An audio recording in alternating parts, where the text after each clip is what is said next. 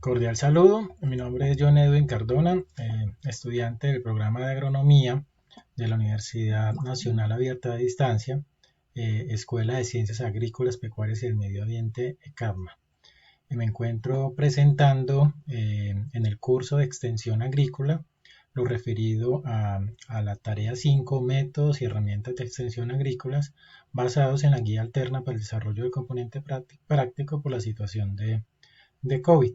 En este sentido, pues el tutor es Diego Mauricio Hernández y el trabajo consiste en presentar el desarrollo de una caracterización de un sistema productivo y métodos de extensión que apliquen para tal. Por tal sentido, este es el orden del trabajo. Tenemos entonces una introducción, objetivos. Se seleccionó el cultivo de aguacate variedad Lorena en el municipio de Pensilvania, Caldas. A partir de este cultivo, de esta unidad productiva, sistema productivo, se hace una descripción general del sistema, se presentan las condiciones agroclimáticas, el manejo agronómico del cultivo, los principales problemas identificados y posibles soluciones y los métodos de extensión agrícola propuestos para los problemas identificados, para terminar con unas conclusiones y las referencias que me soportan el documento.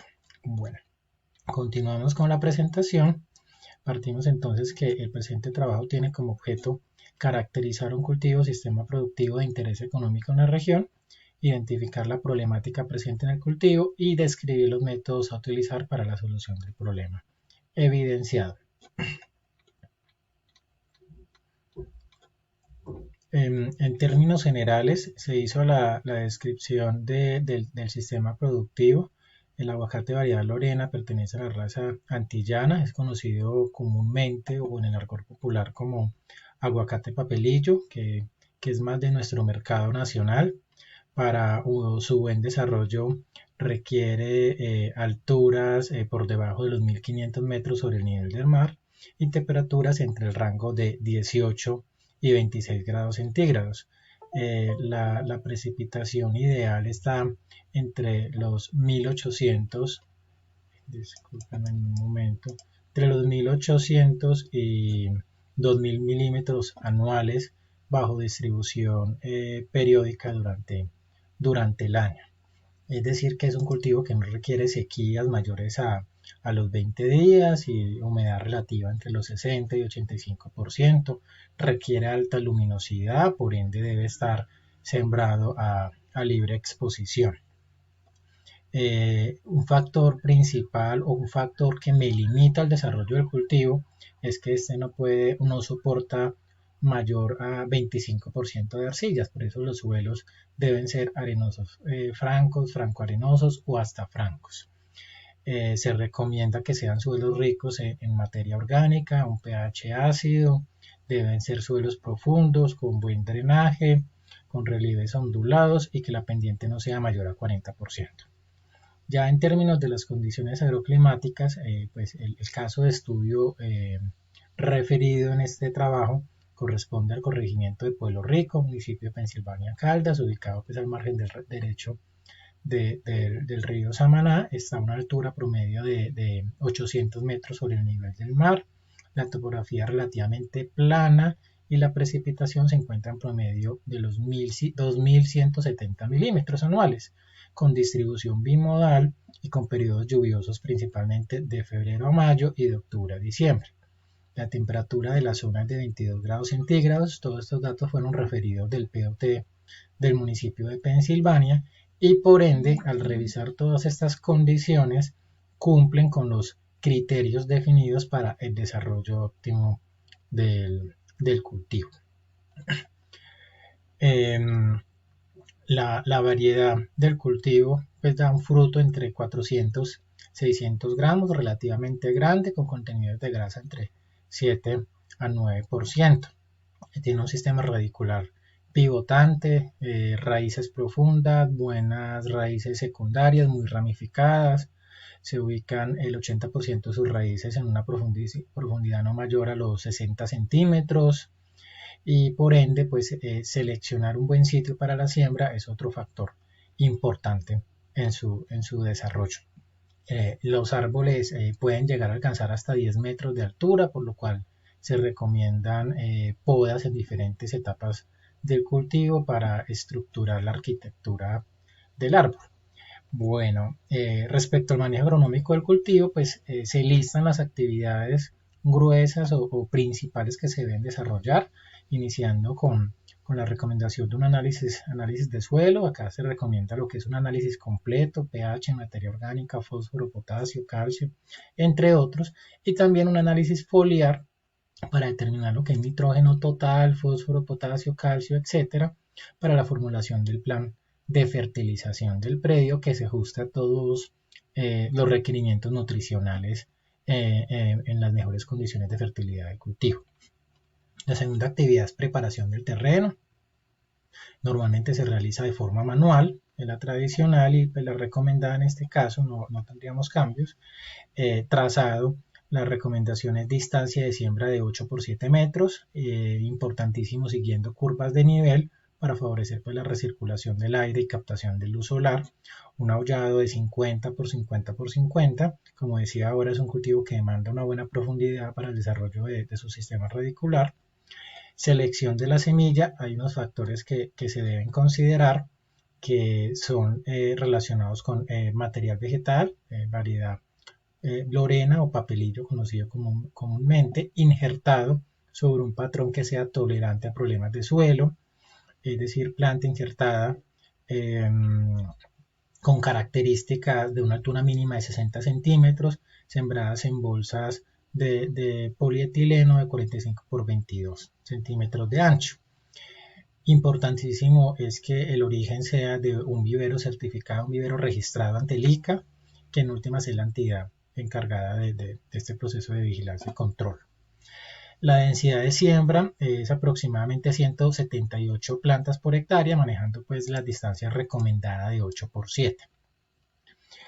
Dentro de la secuencia de actividades, una vez definido todo lo que es la preparación del terreno, la selección de la semilla, la densidad de siembra, se sugiere pues, la aplicación de correctivos al suelo y abonos orgánicos. En ese sentido, están orientados para neutralizar la acidez del suelo, a facilitar la asimilación de nutrientes y el control de algunos patógenos.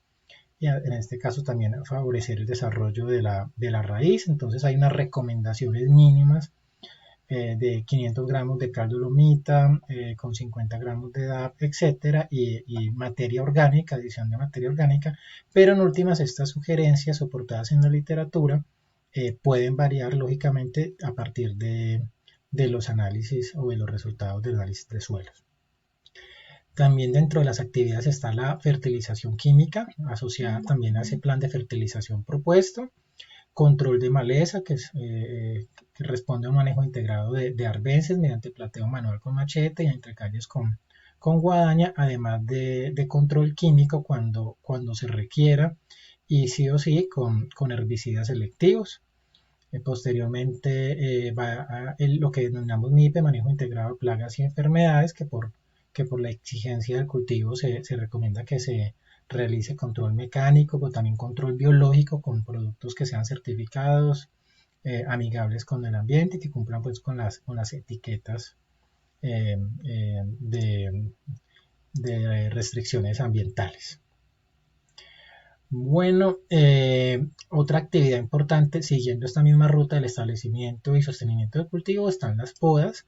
El cultivo requiere una poda inicial entre 3 y 4 meses de realizado el trasplante para configurar esa estructura o esa arquitectura de la planta. Además requiere podas de mantenimiento, lo que buscan es lograr esa máxima expresión genética del árbol, un manejo de epífitas, que son plantas parásitas que se realiza de forma manual o mecánica, y entramos a las últimas fases desde el proceso, que son la cosecha y post-cosecha, para última llegar a comercialización. En cosecha y post-cosecha tenemos 3 actividades. La primera es de recolección, segunda clasificación y tercera de empaque. En este caso la recolección se rige por el color y el tamaño del fruto, que determinan el óptimo estado de madurez fisiológica de la fruta. La recolección se realiza manual, pero también se tienen en cuenta los requerimientos del cliente, según pues las calidades que se pretendan comercializar. Se utilizan tijeras para desprender el fruto del árbol y escaleras o extensores para que la fruta no caiga y por golpe se sufra maltrato. Se transporta en costales y posteriormente se clasifica, y esta clasificación se realiza normalmente en primeras, segundas y terceras, y en algunos casos pues, fruta de descarte. El empaque se realiza en sacos de fibra o fique o canastilla según pues el cliente o el canal de comercialización utilizado. La comercialización ya de la fruta se realiza por kilogramo en empaques de sacos de fique o canastilla como mencioné, y principalmente para el mercado nacional en plazas mayoristas o grandes superficies, pero sin embargo en este proceso la intermediación, como en muchas cadenas productivas, pues tiene una alta incidencia en afectación a la cadena, principalmente al pequeño y mediano productor.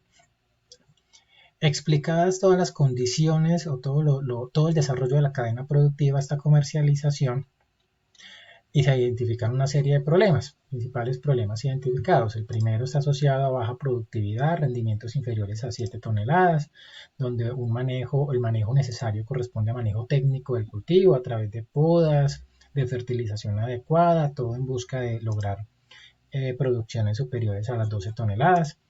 La calidad de la fruta: se recomienda fruta de primera, segunda y tercera. Se comercializa fruta de primera, segunda y tercera y hasta un 5% de descarte. Lo que se busca a partir de capacitar al productor es en la adecuada y oportuna desarrollo de las labores culturales del cultivo, buscando siempre llegar solo a primeras y segundas. No es común o frecuente la fertilización soportada en análisis de suelos. Entonces también se orientan acciones de capacitación para la toma de muestras de suelos y beneficios de implementar un plan de fertilización. Se encuentran errores en el proceso de trazado de aullado, no se realiza con criterios técnicos, entonces profundidades inferiores a 40 centímetros, no se respetan curvas de nivel, en este caso acciones de capacitación a productores en prácticas adecuadas en la instalación del cultivo. El material vegetal no proviene de viveros certificados en algunos casos, por ende acciones de divulgación de aquellos viveros que sí cumplen con la certificación de ICA, aplicación de abonos orgánicos y fertilizantes químicos sin criterios técnicos, uso de herbicidas no selectivos, el control de plagas, malformaciones. Digamos que esos son como la serie de problemas. Y los métodos de extensión agrícola soportados en la literatura, basados en lo que enuncia Sosa era el 2005, están lo que son visitas de promoción, visitas de asistencia técnica individual, visitas de asistencia técnica grupal, giras técnicas, días de campo, demostraciones de método y talleres teórico-prácticos. Entonces, para cada actividad particular se enuncia un método. Análisis de suelo: tenemos el método de capacitación sobre toma de muestras de suelo. Preparación de terreno, trazado y aullado: tenemos días de campo para prácticas de trazado o visitas de asistencia técnica individual. Para selección de semilla, identificación de plántulas de raíz de problemas de raíz en las plántulas. Para siembra, visita de asistencia técnica. Para aplicación de abonos orgánicos, talleres demostrativos de diferentes tipos. Para aplicación de fertilizantes químicos, asesoría en interpretación de análisis de suelo, en el diseño del plan, demostraciones de método y visitas de asistencia técnica. Para el control de maleza, talleres demostrativos con diferentes alcances y visitas de asistencia técnica. Para podas, prácticas de campo y visitas de asistencia técnica. Para adecuación de procesamiento, todo lo que es de post cosecha, gira técnica, instalaciones de clientes o grandes distribuidores, talleres demostrativos, talleres teórico-prácticos y uso de tecnologías de la información para la cadena productiva. Y en términos de criterios ambientales, capacitaciones teórico-prácticas en diferentes temáticas. Conclusiones: son muchos los métodos y medios de extensión agropecuaria utilizados por los actores institucionales, públicos, privados. Sin embargo, según su alcance o su aplicación, permiten desarrollar la adopción de tecnologías sostenibles con el suelo y con los recursos. Y por ende, para el caso particular del ejemplo, que es el cultivo de aguacate, el cual es muy demandante, donde un simple problema fitosanitario puede generar pérdidas para el productor, estos métodos soportan precisamente que se puedan transferir tecnologías apropiadas según el contexto local. Muchas gracias. Acá está la bibliografía que me soporta el trabajo y pues, quedo atento a realimentación.